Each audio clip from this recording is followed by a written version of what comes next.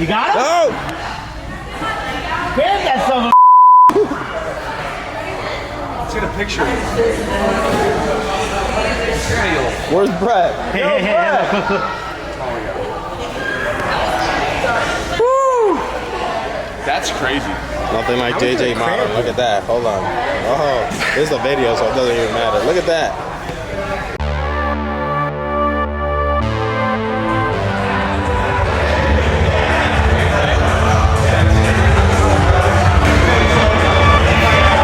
Not even here. So excited. Today is a huge day at the Academy. We have Tara, Run Your Pockets Wolf, our program director, getting her black belt today. This is a huge one because Tara's been with us since the beginning. Since I opened up 10 years ago, probably one of my first 20 students. And then obviously she's a program director here, so she's seen the evolution of the whole Academy from the beginning. So this is gonna be probably the biggest promotion we ever had, black belt promotion. And our first female black belt. So it's gonna be a good one. You have to put a gi on for this class. All right, guys, let's bow it in. Why so many people here? Okay, we're gonna drill from half guard today. So we worked half guard the entire week. You're gonna grab a partner. I want the higher rank to grab a lower rank. You're gonna focus on whatever we did throughout the week. If you weren't here this week, good luck, okay? Let's go, grab a partner, let's go, let's go.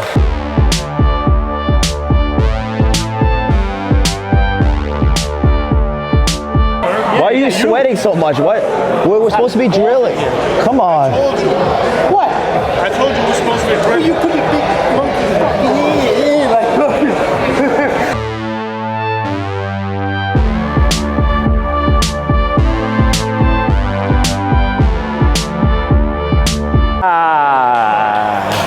Okay, guys, grab some water. Let's do some King of the Hill against the wall.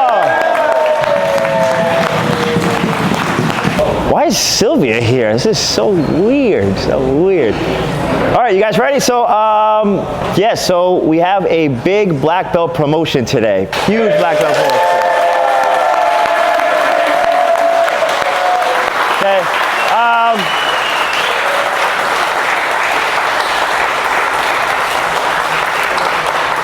I'm not going to talk much right now. We'll do that right after. But Tara Wolf, come on down.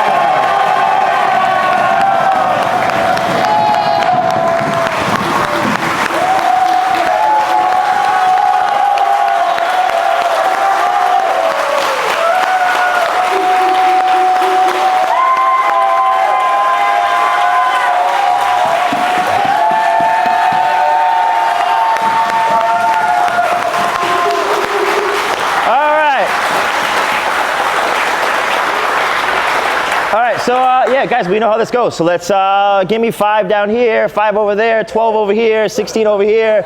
Let's go.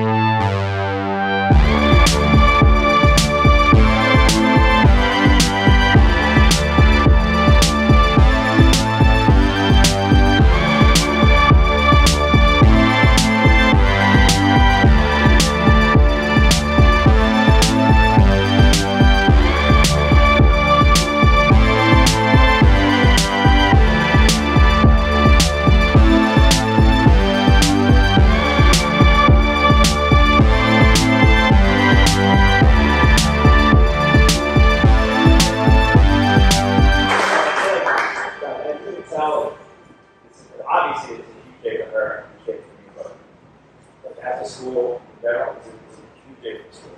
Like, when I think about Tara, I think about literally the evolution of the school. I opened up almost 10 years ago, and she was there from the beginning. Every single step of the way, she was there. Okay? I'll give you like a little story of how I met her and how we how we went to school. She first called up, she was training somewhere else, she first called up, she was looking for a different location, different school. And so she told me she was going to try 3 different schools, and she's like, I want to pick the very best one. I was like, it felt like an audition. I was like, all right. But now someone said to me, like, go somewhere, right? But at the time, I had like 20 students, and I need her here, right?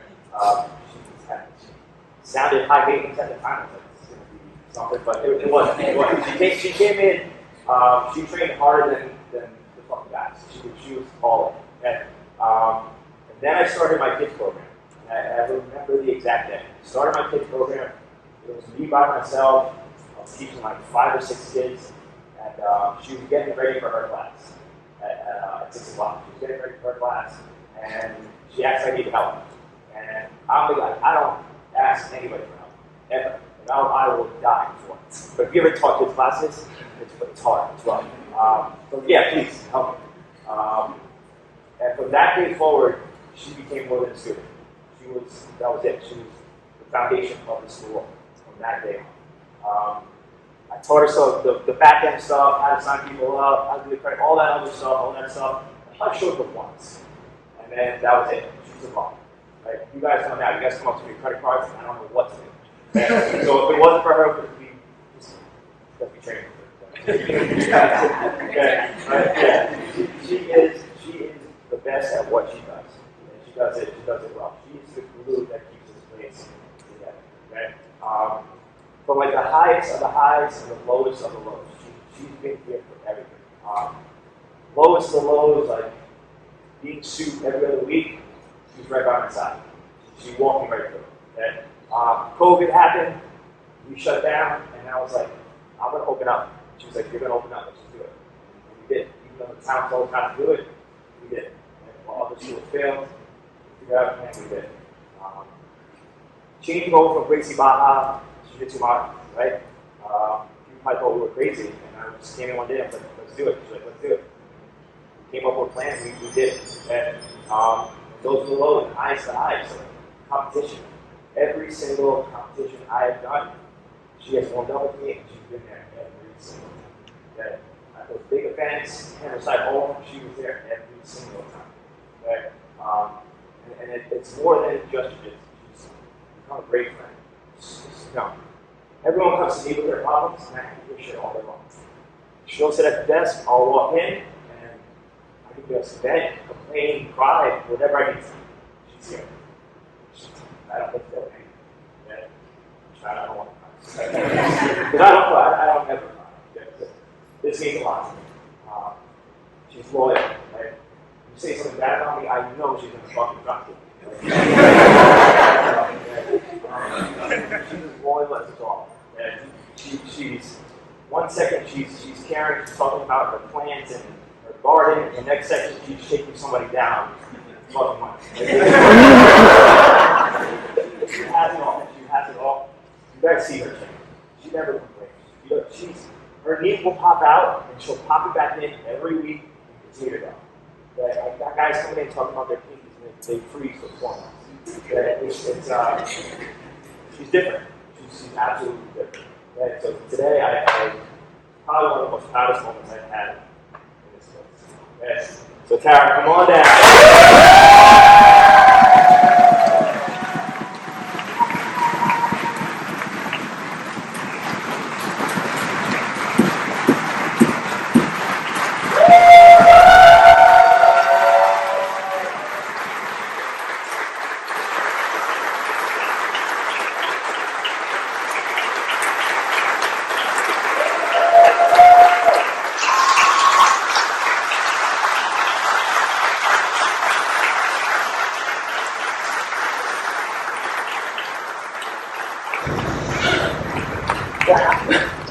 Oh my God.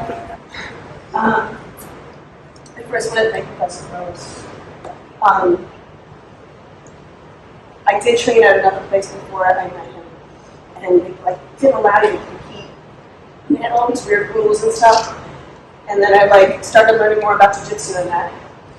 That wasn't the right culture for me. Maybe it was for other people. For me, it wasn't the right place for me to do it, and I had to find another place.